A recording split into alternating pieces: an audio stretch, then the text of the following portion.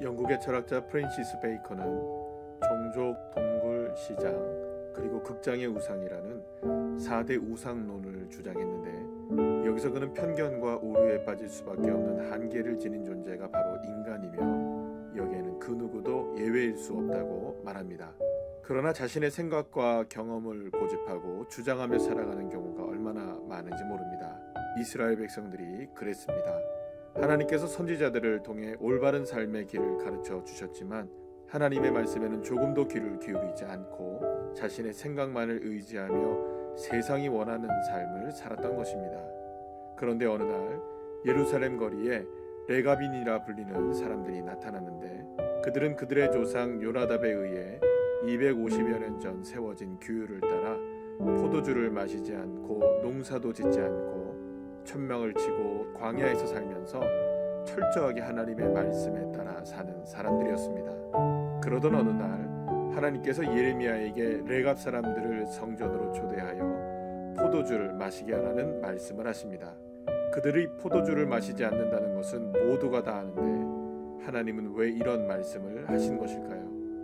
예레미야는 하나님의 말씀대로 레갑 사람들을 성전의 한 방으로 초대합니다. 탁자 위에는 포도주가 가득 담긴 큰 병들이 놓여 있고, 예레미야는 레갑 사람들에게 포도주를 권했습니다. 창문 너머로 이 장면을 바라보고 있었던 수많은 사람들의 관심은 레갑 사람들이 예레미야의 제안대로 포도주를 마실 것인가에 쏠렸습니다. 하지만 그들은 술잔을 들지도 건배사를 외치지도 않았습니다. 사실 예레미야는 이미 이렇게 되리라고 예상했었습니다. 왜냐하면 레갑 사람들의 이러한 결단이 하나님의 말씀에는 조금의 관심도 보이지 않고 자신의 삶을 포도주와 독주로 채우고 수많은 우상들을 섬기며 죄에 찌들어 살아가는 이스라엘 백성들에게 경종을 울리게 되기를 바랬기 때문입니다. 레갑의 아들 요나답은 자기 아들들에게 포도주를 마시지 말라고 명령했고 그 명령은 지켜졌다. 오늘까지도 요나답의 자손은 조상의 명령에 순종하여 포도주를 마시지 않는다. 그러나 나 여호와가 너희에게 거듭해서 명령했으나 너희는 내 말을 듣지 않았다. 레갑 사람들은 길과 진리와 생명이 되시는 주님의 말씀에 자신의 삶의 닻을 깊게 내리고 있었던 것입니다. 하지만 이스라엘 백성들은 세상이 원하고 바라는 것들에 깊이 닻을 내리며 살았던 것입니다. 이는 앞에 놓인 소망을 붙잡으려고 세상에서 피하여 나온 사람들인 우리가 이 두 가지 변할 수 없는 사실, 곧 하나님의 약속과 맹세를 의지하여 큰 위로를 받게 하려는 것입니다.